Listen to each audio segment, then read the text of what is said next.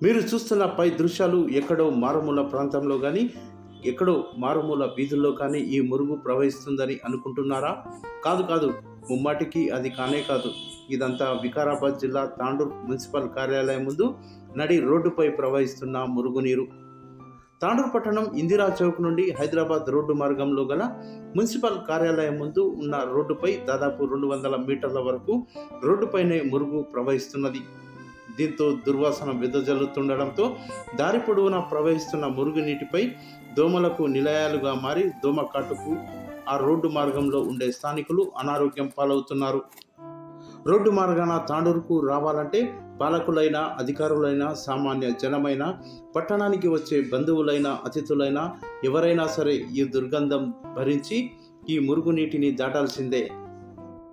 మురుగు కాల్వలు నిర్మించి రోడ్డుపై మురుగునీరు ప్రవహించకుండా చూడాలని గతంలో సంబంధిత అధికారులకు, పాలకులకు ఎన్నిసార్లు చెప్పినా పట్టించుకోవడం లేదని స్థానికులు ఆరోపిస్తున్నారు.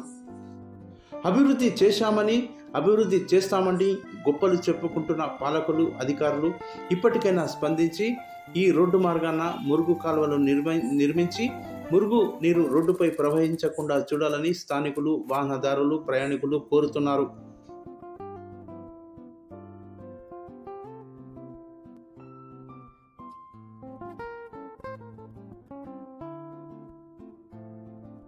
ये तांडूर की रोड है, मेन रोड हैदराबाद से तांडूर की जाने की रोड।